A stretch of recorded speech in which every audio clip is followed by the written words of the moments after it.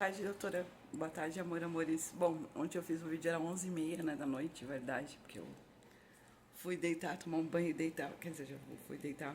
E hoje estou aqui quase a 1 hora da tarde. E vou fazer outro vídeo para vocês, para atualizar o nosso canal todos os dias, né? É verdade. E explicar o porquê esse livro tão tempestuoso, como que é com tanta tempestade, né? Porque a coisa foi séria. A gente ter nós vítimas, né, de uma violência tamanha, tanto mulher como homem, eu falo homem na parte do cara que eu amo, verdade. A gente tem que mostrar, provar, é uma coisa muito chata, né? É verdade, desagradável, né? Porque as vítimas têm que provar para a justiça que elas são vítimas. Porque existem pessoas ruins com dinheiro, com poder, com ganância, né? Esse vídeo vai ser longo porque eu vou explicar todo o contexto que eu coloquei das fotos hoje, né? Quando eu tive alta da vinda do Recife, da tentativa de suicídio, da descoberta do AVC, da perda parcial de memória. É verdade, né? Porque eu tava em depressão, galera, né? Com tudo isso, né? A perda da minha filha, as pessoas falam depressão pós-parto. Eu acredito, porque é muito sério. Mas e depressão com perda, com morte de filho? Será que eu não tive? E desemprego? Para você, meu amigo, minha amiga, meu leitor, minha leitora, futuros, né? Leitores e leitoras do meu livro e que assistem o meu canal, nosso canal, não fica desesperado, é verdade. É, não dá para não ter depressão, desempregada, né? É porque a gente paga aluguel, a gente vê contas, boleto de aluguel chegando, a gente vê conta de energia chegando, a gente vê contas de água chegando, de internet, né? A gente vê geladeira vazia, né? Para nós, pais de famílias, porque eu sou mãe de família, né? É verdade, eu moro só, por enquanto, mas eu tenho a minha casa para bancar, né? Então eu não trabalho por atividade, eu trabalho por necessidade, porque eu gosto, né? Porque eu preciso. Então, eu não tive depressão nenhuma vez, né? É impossível, né? Em 2020, quando eu voltei de Salvador, que eu tive alta para ir para Salvador, eu tive alta para morar sozinha, é verdade, né? Então era uma comemoração, um balde de água fria com essa história de Silvia, de meu ex-marido e de MPB com Ivete Sangalo, né? Isso foi um balde de água fria. Mas, enfim, né? Ainda deu para curtir aquele período pós Salvador, né? E ainda estava naquele período de se aproximar da família, né? Tocar a vida adiante aqui em São Paulo, enfim. Mas foi pouco tempo, porque em fevereiro foi o show da Silvia com a Ivete Sangalo, meu ex-marido, e a área financeira, né? Onde eu trabalhava, né? O show de terror, é verdade, né?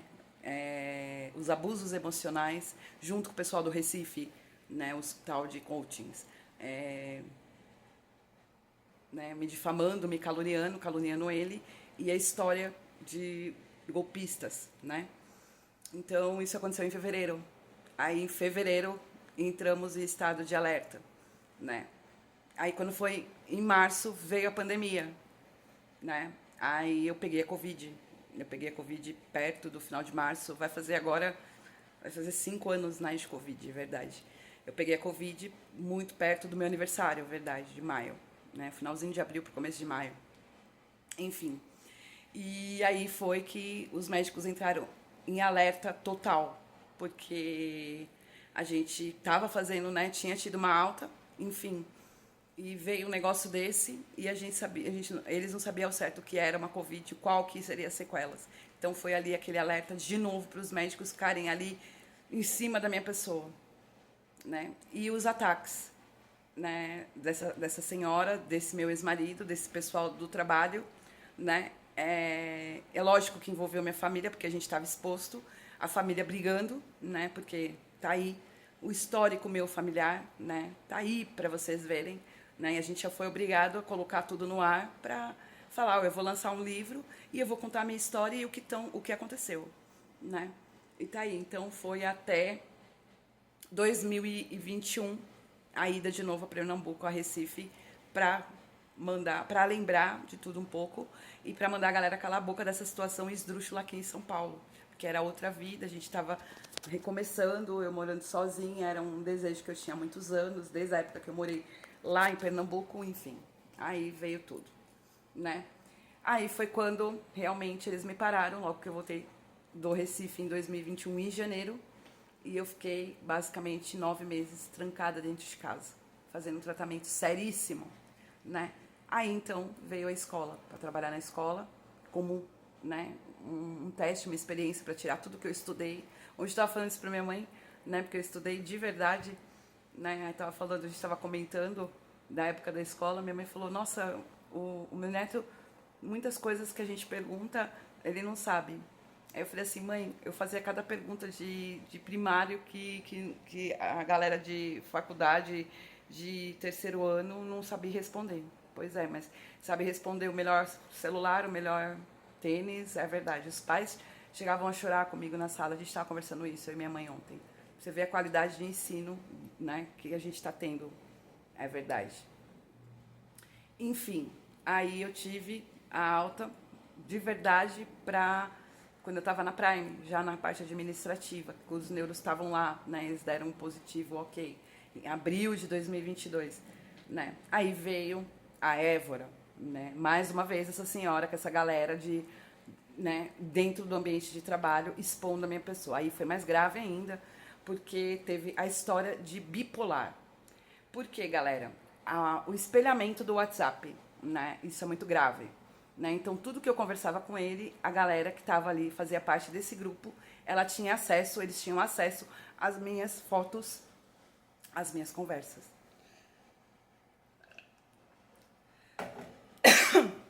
Tinha coisas que eu falava com ele de manhã e à tarde eu fazia uma pergunta ou alguma coisa, ele não sabia me responder.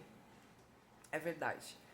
E isso era muito preocupante, porque nesse 2020, nesse período de tratamento, na época que eu morava no outro prédio, que tinha a galera toda, é verdade que eu recebi as cartas anônimas, eu recebi uma carta dizendo que eu estava louca e que ele ia ficar.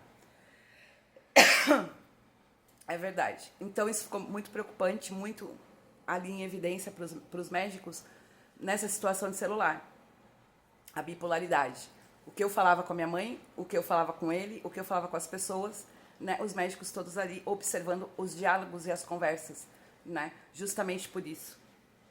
Porque era a intenção dessa turma, fazer realmente chegar às vias de fato, junto com a do Recife, que eu chegasse a um colapso mental e provavelmente ele também. Então a minha médica ficou muito atenta, ainda bem. Né? Então quando foi agora em 2024, ano passado, que teve o bloqueio do WhatsApp, a minha médica ficou mais em alerta. Por quê? Porque eu fiquei só no WhatsApp da minha mãe, é verdade, né? E eu era culpada de tudo, ele era culpado de tudo. Então nós estávamos bloqueados e a culpa vai ser de quem agora? Era minha? Então, galera, então os médicos ficaram só observando. Eles não falam nada, eles só observam. Eu postei aí com o Colégio Sion, né, que eu fui, essa foi minha tia que faleceu, eu não lembro ao certo, eu sei que eu não tive autorização para ir, a freira. Ali na Higienópolis, eu trabalhava ali perto, trabalhei ali durante um bom tempo, ali perto do Colégio Sion. O Colégio Sion, ele faz parte da minha vida, é inacreditável, é verdade. Eu conheci o Rio de Janeiro, eu tinha 9 anos, 10 anos de idade, eu fui com a minha mãe, né? Eu fiquei hospedada no Sion do Rio, ali no Cosme Velho, com a minha mãe. Você lembra dessa viagem? Lógico que não, mas eu fiz alguns tipos de resgate por causa do McDonald's. Foi a primeira vez que eu comi McDonald's em Copacabana, fui eu e minha mãe. É verdade. Aqui na Vila Maria, todas as pessoas, meus primos, a maioria deles estudaram no colégio Sion da Vila Maria. Aqui acho que é na Araritaguaba. Não, não é. É na Méria Medeia, verdade. Perto aqui de casa. Inclusive meu pai estudou no Sion. Inclusive o cara que eu amo também, é verdade. E o da Higienópolis, eu basicamente passava quase todos os dias lá quando eu trabalhava ali no Higienópolis, né, que eu trabalhava na área financeira. Então a minha tia, quando ela vinha para São Paulo, ela ficava ali, eu acho que ela já estava morando ali, porque ela era freira, né? Então quando ela comemorou esse aniversário, eu estava de alta e eu fui, né? Foi o primeiro encontro com a família depois dessa situação toda, né?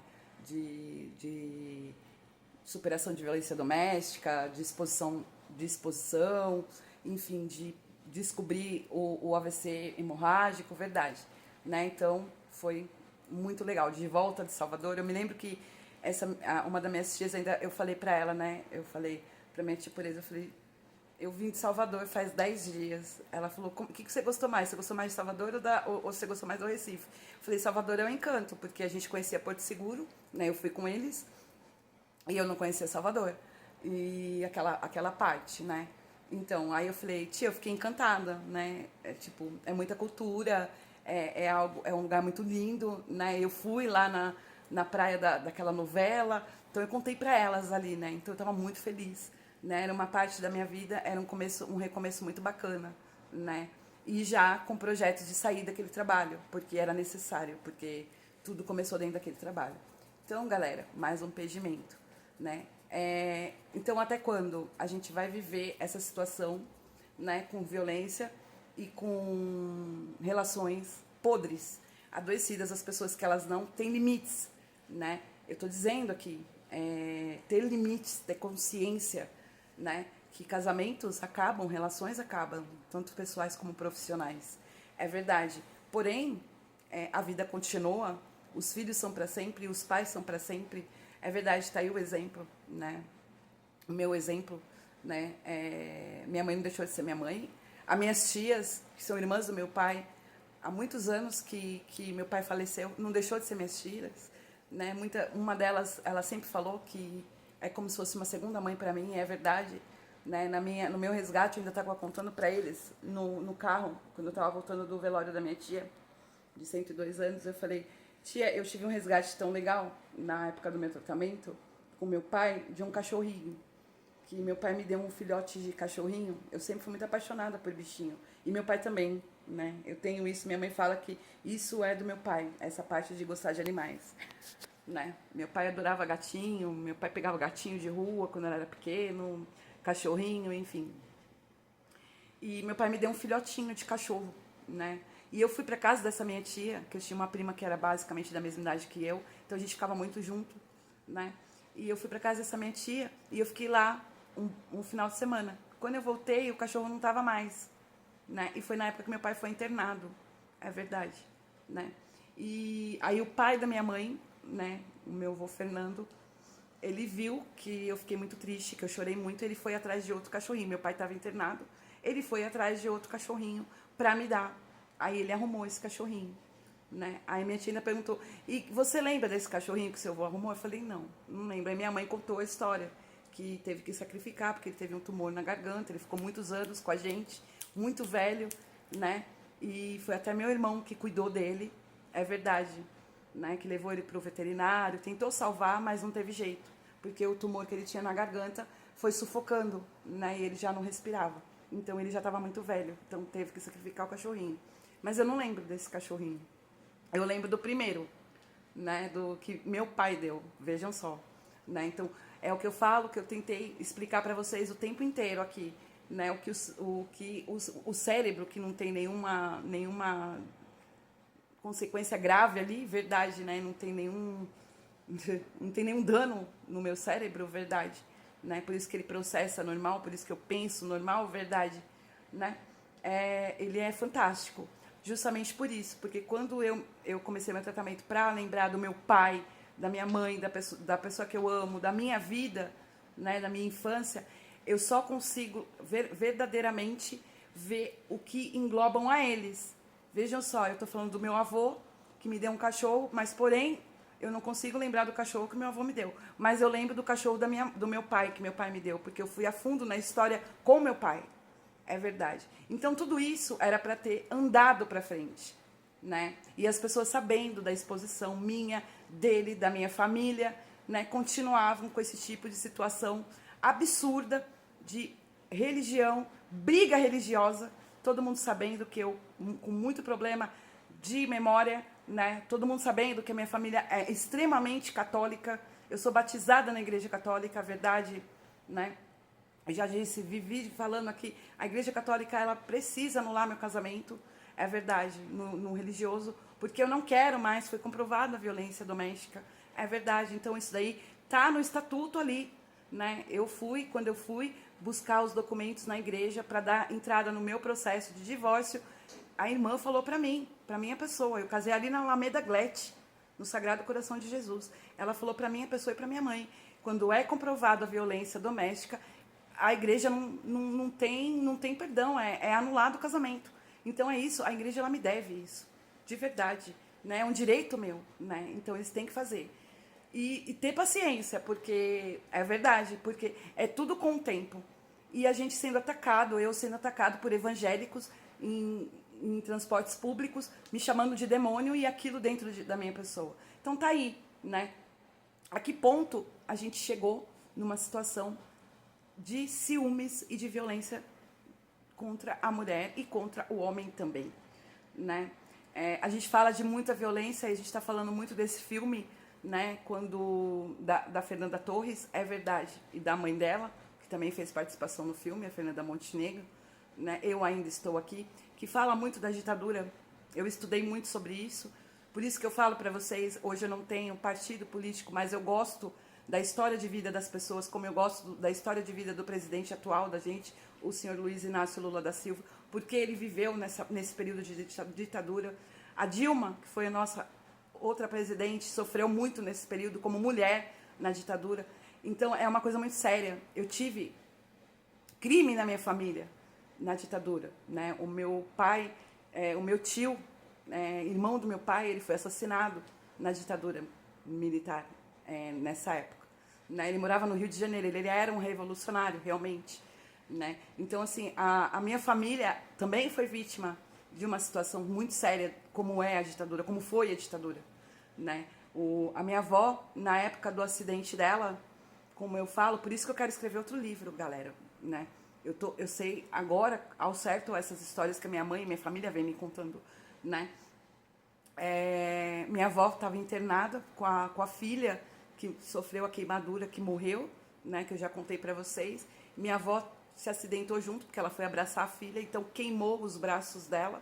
E a minha avó, ela não tinha, isso é a mãe do meu pai, ela não tinha essa parte do braço, era grudada aqui, né? Por causa da cera que queimou, juntou, elas entraram dentro do chuveiro. Então, aconteceu isso. Então, minha avó ficou internada durante, acho que 2 ou 3 meses no hospital, com o falecimento da filha, né? E voltou para casa. Quando ela chegou em casa, meu pai era pequeno, né? Como eu já disse. Meu pai contou para minha avó, para a mãe dele, que meu tio havia sido morto pela ditadura lá no Rio de Janeiro. A minha avó voltou para o hospital. Então, assim, é uma história de verdade, né? É o que eu falo, é um berço. Meu primo ainda no velório da minha tia ainda falou, na nossa família não tem tranqueira. E é verdade. Eu acho que a que tinha foi embora, né? Que era meu ex-marido, verdade. Então, o que tinha... Por quê? Porque eles sempre respeitaram o meu ex-marido, é verdade. Mas quando eles descobriram a violência contra a minha pessoa, verdade, ninguém mais respeita, porque é impossível respeitar um ser desse, né? Porque vocês não têm noção do tamanho da família do meu pai. Eu tenho muitos primos, eu tenho muitas primas, é verdade. Então, assim, como que essas pessoas vão respeitar um ser desse que acabou com a vida da prima deles, né? Então, isso daí é algo que era para ser pensado, né? Para querer trazer esse ser, principalmente nos ambientes de trabalho na qual eu andei tocando para frente. Então, a revolta dos médicos estão aí, né? O grito do canal, né? Porque eu estava vendo na hora que nós, vítimas, íamos ser acusados de crimes que esses dois, junto com música, né? Com essa história que é inacreditável, verdade. Daqui a pouco a gente estava preso, eu e ele, e minha mãe, cúmplice, e essa galera achando dinheiro no pé da árvore.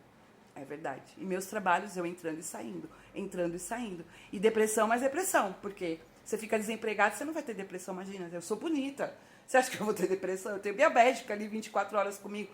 Galera, só que aqui corre sangue, né? Eu sou um ser humano, é verdade, né? Então é isso. Então, esse vídeo longo, gigante para vocês, de quase 20 minutos, é para realmente vocês comprarem o meu livro, que o negócio é de verdade. Essa parte que eu falo da ditadura, da minha família, vai ser no segundo mesmo. Mas eu já vou dar um refresh para vocês do conteúdo do primeiro. Um beijo, amor, amores. Luz, galera, pra esse povo, verdade. E bora lá. Tchau, tchau.